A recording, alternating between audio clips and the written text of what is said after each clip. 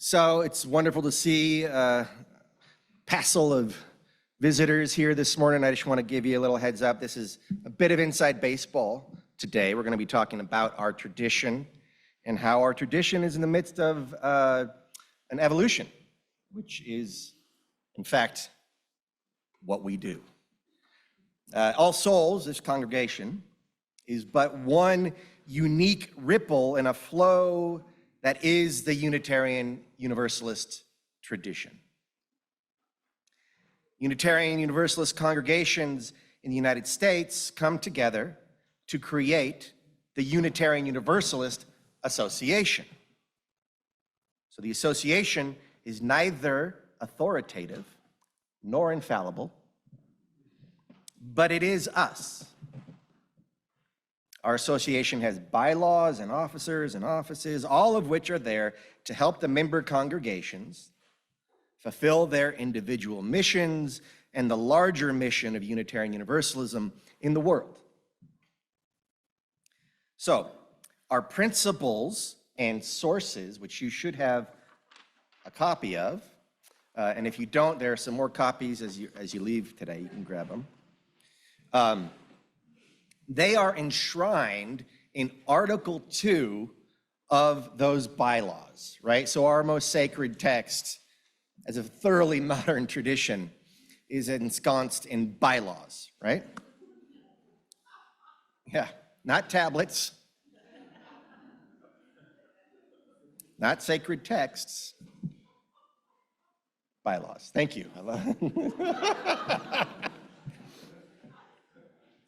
And those same bylaws mandate that Article 2 be reviewed and revised every 15 years.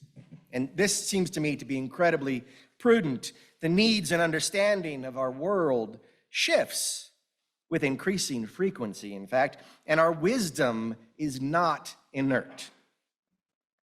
It is good to keep our principles rooted in the spirit of our tradition, while also aligning them with our tradition of evolution.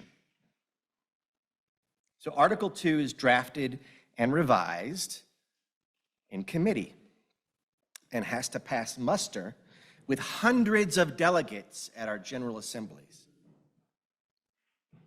And each of those delegates presumably has an opportunity to weigh in on the changes. So this process can sometimes make us prone to a lowest common denominator kind of legalese. And in my view, our present principles exhibit this quality as they are broadly acceptable, but not particularly, to my mind, poetic, nor entirely always consistent with the notion of a principle. One of them identifies itself as a goal, the goal of world community. The principle is not a goal. Read carefully, our principles are kind of a mess. Take the preamble.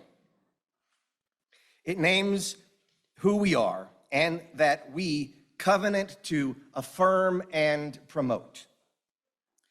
So this is a statement of religious principles, and the strongest verbs we could agree on was affirm and promote. Writing workshop facilitators to arms. Not only are these verbs, sorry, this is a cough drop situation occurring in real time.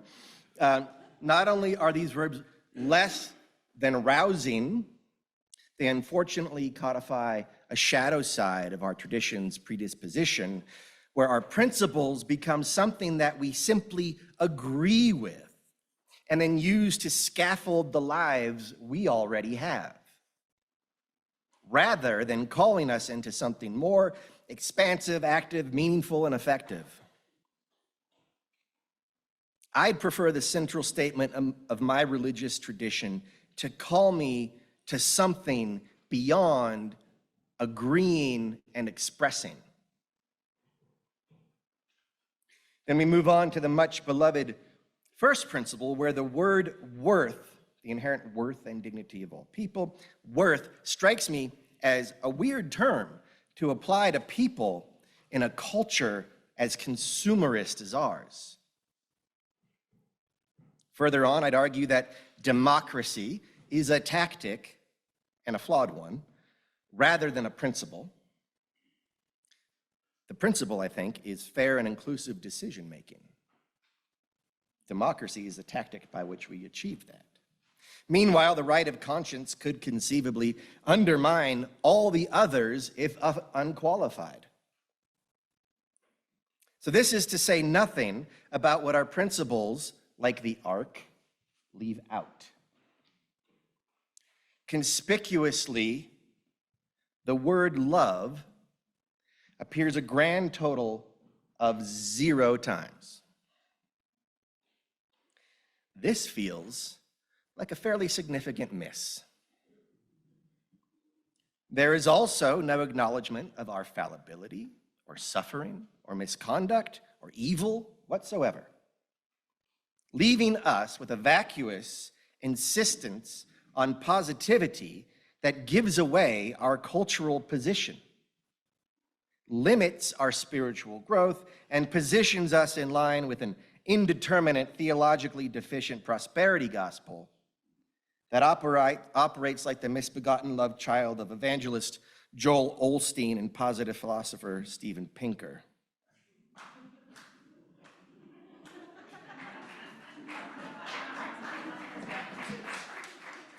Yeah. So our principles are a mess. But for all their imperfections, I know what the spirit of them is. I know their spirit.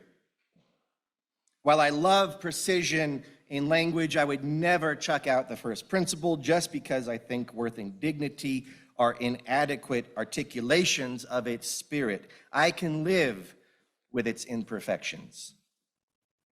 For the spirit of the principle and the impact of that spirit speak to my soul. What's included is awkward, what's left out is crippling, and yet I have loved them. Would I change them if I were granted that power? Yes. Do I claim them anyway? Absolutely. They are, in this way, like a congregation. Messy but magical, perfect and flawed, confounding and beloved. Lucky for us, ours is a living tradition, one that evolves as new understandings propel us into new vistas from which we can see things from different perspectives. So we have changed over time, and Article 2 has changed with us. And you could read the original principles from 1961 on the handout that you got, or that you will get. So those are the original principles there. And in 1979, a Continental Conference on Women and Religion determined that those principles, with all their references to man and mankind and brotherhood, quote, not only failed to affirm them as women, but failed to indicate a respect for the wholeness of life and for the earth. I definitely hear some bone story resonances there. The notion gained momentum and in 1981 turned into a UUA, Unitarian Universalist Association, appointed committee whose mandate was to make sure that everyone felt they belonged, women, atheists, Christians alike. Sort of a weird grouping, women, atheists, and Christians. Sorry. It was this, it didn't seem weird when I wrote it, but now that I said it. It was this committee that divided the litany into 2 parts, our principles and our sources. So 1979 to 1981, we turned the one thing into 2 things. Phrases like mankind were removed, and a disciplined search was replaced with a responsible search. And the verbs in the preamble shifted from seeking to affirming and promoting. And the seventh principle, the one about the interdependent web of existence of which we are a part, which had no precedent in the original version, was added whole cloth. And each of these changes are hugely significant ethically, ontologically, and spiritually. So these changes were adopted in 81, and that's how we got our current principles, which are also on your handout. But that's not the end of their story. In 2009, an amendment to the principles came before the UUA General Assembly. It meets in June, typically, every year. And the proposal sought to change the verbs of the preamble from affirm and promote to honor and uphold, which is, in my estimation, an improvement. These principles otherwise remain essentially the same. However, directly after the principles, a paragraph was added that included the following language. Capable of both good and evil, at times we are in need of forgiveness and reconciliation. When we fall short of living up to this covenant, we will begin again in love, repair the relationship, and recommit to the promises we have made. I love that. I think we need that. Additionally, the list of sources was also condensed and then replaced by a couple of paragraphs. And significantly, the proposal also included an additional section on inclusion that read, in part, systems of power, privilege, and oppression have traditionally created barriers for persons and groups with particular identities, ages, abilities, and histories. We pledge to do all we can to replace such barriers with ever-widening circles of solidarity and mutual respect. Critics deemed these proposed reforms unpoetic and lamented the absence of earth-centered traditions. And so it was that this set of revisions actually failed to pass by 13 votes. That was a good groan. We thereby lost an acknowledgement of our capacity for good and evil, our fallibility, our need for forgiveness and reconciliation, and we lost an explicit declaration of our stance against systems of oppression. In 2017 now, so we're moving ahead 8 years, the UUA revisited the explicit call to fight systems of oppression when Black Lives of UU proposed an 8th principle, which would affirm and promote, quote, journeying toward spiritual wholeness by working to build a diverse, multicultural, beloved community by our actions that accountably dismantle racism and other oppressions in ourselves and our institutions. Coincidentally, same time, another reform was being proposed to expand affirmation of inherent worth and dignity from all people to all beings. And so these two pushes were enough for the UUA leadership to remember we were overdue for a scheduled Article 2 review and revision, and that is how we got to now. This June, the Article 2 revision will be voted on at General Assembly. You have that here on the back or the front, whatever, of the other side of that piece of paper. So this revision came about through a national study involving numerous opportunities for input and feedback for UUs across the continent. It's been thorough and at times painstaking. The result of this process is expressed in part by the graphic on the screen. Now, I would urge you to understand that the graphic is just that, a graphic. The actual Article 2 articulates these values much more fully, as you can see. You could read them on the handout. And I appreciate how explicit they are that these values are inseparable from one another. And I think it's worth noting that these values include some phrasing lifted straight from the present and past principles. Now, personally, I've gone back and forth on the revision. But recently, I think I've come around to embracing them, and I'd like to tell you why. You will make up your own mind. The three main reasons why I like the revision are as follows. I think the spineless verbs in the present principles preamble, affirm, and promote weaken our faith considerably. Yet it is important to note that a very strong verb also occurs in our present preamble, and that verb is covenant. We, the congregations of the Unitarian Universalist Association, covenant to affirm and promote, right? A covenant is a mutual promise. Our principles are promises. Promises made between congregations, and perhaps, by extrapolation, between each of us, and possibly within each of us. So that is good of our present principles.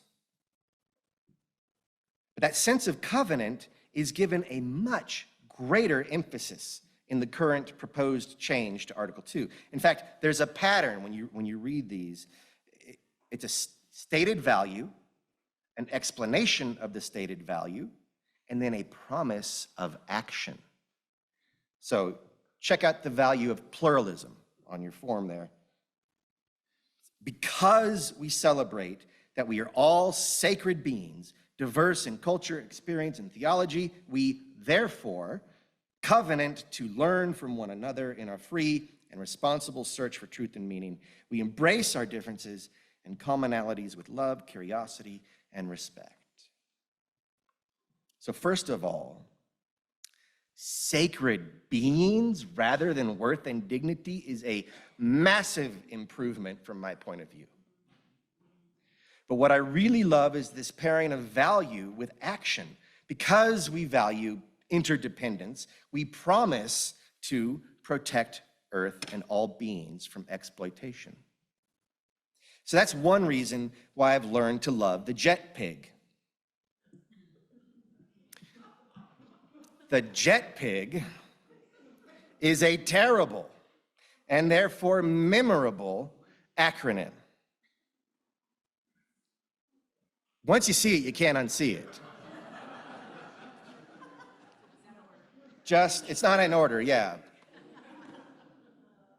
It's a jet pig. Like, jet pig's not gonna be in order. It's gonna be flying all over the place, like a crazy jet pig.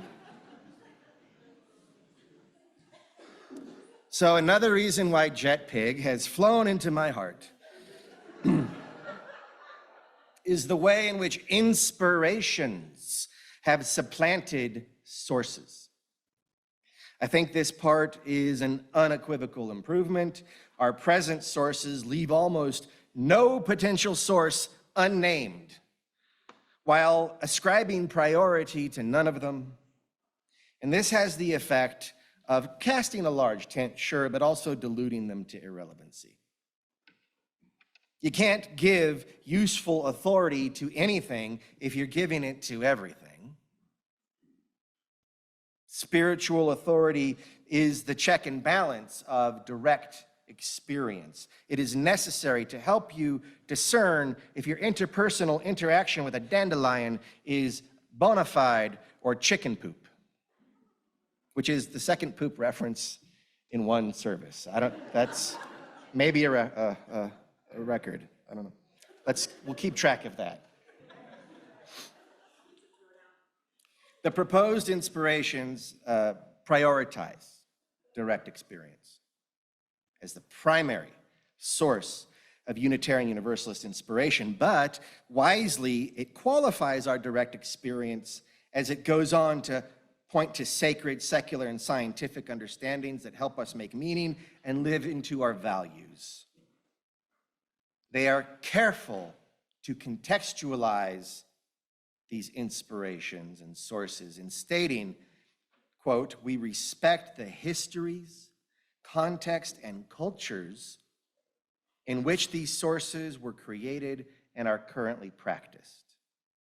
Grateful for the experiences that move us, aware of the religious ancestries that we inherit, and enlivened by the diversity which enriches our faith, we are called to ever deepen and expand our wisdom." So there is a lot in there, in that little paragraph. Respecting the histories, context, and cultures is a guide for how to engage. Indeed, between that and the inheritance and diversity, we can sort of triangulate a position of integrity from which we can engage our inspirations to balance and enhance our direct experience. So the inspiration section is the second improvement I see in the Article 2 rewrite. And lastly, and most importantly, love is prominent, primary. Love is at the center. It is the filter through which all the values and inspirations are pressed. It's named as a spiritual discipline. Love is a spiritual discipline, not simply an affinity or even a feeling. It is the discipline through which we live our values. And that alone is enough for me. Are they perfect? What's perfect? They remain similar to a congregation, messy but magical, beautiful and flawed, confounding and beloved expressions of our tradition. And lucky for us, ours is a living tradition, one that evolves as our last set of understandings propel us into new vistas. A living, breathing, changing tradition, a tradition that lets the life in. A tradition that breathes. A tradition, perhaps, that calls us into ever deeper commitment as it puts love at the center. As we leave this sacred time and space that we have created together with our own covenant, both assumed and explicit, let us do so knowing that we are an evolving tradition, that we are a living tradition, and let us consider what it would be like to put love at the center. Let us go in peace and let us go singing.